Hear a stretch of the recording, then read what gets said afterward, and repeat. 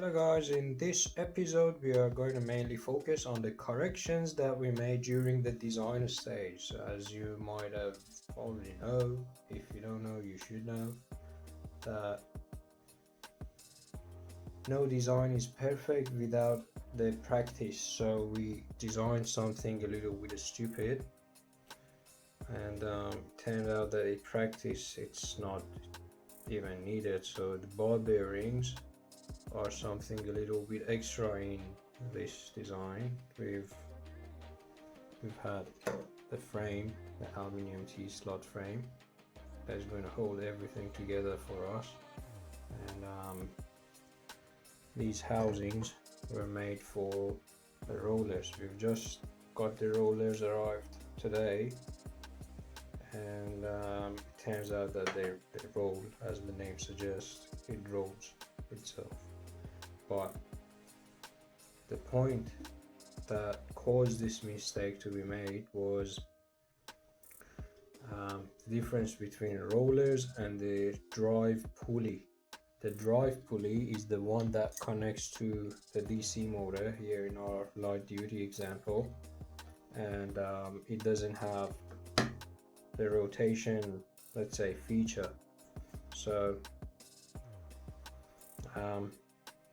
but this one that just freely rolls, it doesn't need a ball bearing. So all we need to do is to modify this part without having the ball bearings. So imagine having a part that would be a housing for this roller shaft. The roller shaft outer diameter is 7.85, and we are going to jump into our 3D design to design this part somehow to fit our roller. Hello everyone, so I thought I'd share with you how the 3D design works for the conveyor belt parts. I am using Onshape for the 3D designs. One silly mistake that was made was this holder for the rollers. Designed a ball bearing housing for this, but apparently the roller doesn't need a bearing because it rolls itself. But the driving pulley, which doesn't roll around itself around its shaft, that would need a ball bearing on one end only. So we're going to keep this part and modify this part. So what I've done was copy this part, which here is part 2, and created this part. And what now we are going to do is to modify this based on the dimensions that we already have. So the shaft outer diameter is, I guess, 7.85.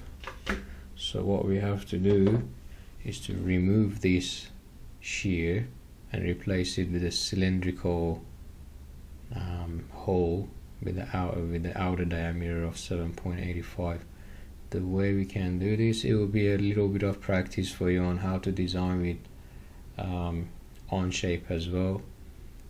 So to extrude this, we're actually going to need how long this length is. As you can see, is 7.3 millimeters.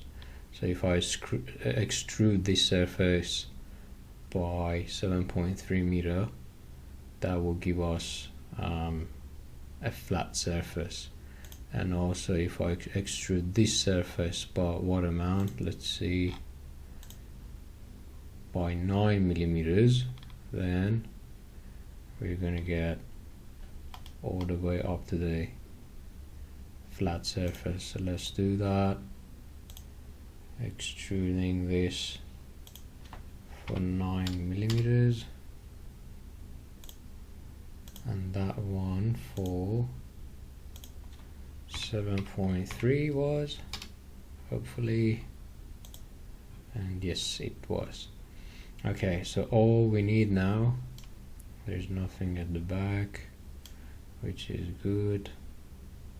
I'm gonna make it on the right view on a flat surface, and sketch somewhere in this middle with a cylindrical outer diameter of 7.85.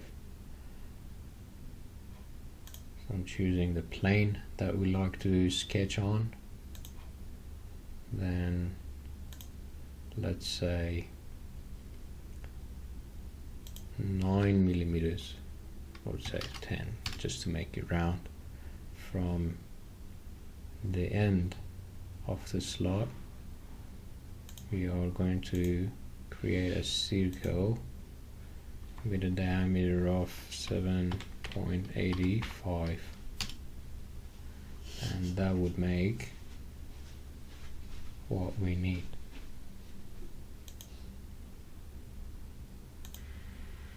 Next is to extrude the circuit that we have just drawn, and the way we can do that is by removing a circle with a diameter, or with the depth of, let's say,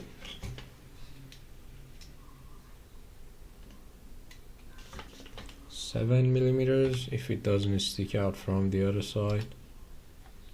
Does it stick out from the other side? No, it doesn't, so it looks good even if we go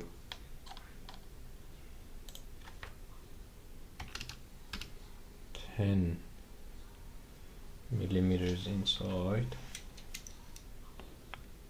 it won't still stick out, which is pretty good, and that's what we want. Okay, so 10 millimeter depth inside based on these specifications, and it should be good for us. But like, you see that it just doesn't look symmetric, so why not getting rid of all these extra pieces in order to reduce the material used and also the printing time. We're going to save time and material by cutting this half. Let's again extrude and remove, say 5 mil or 7 mil, or even maybe 10 mil. Yeah, 10 mil looks okay. We can also remove this surface as well entirely. That surface also to be removed entirely, and just to make it a little bit more beautiful, we're going to give it some fillets.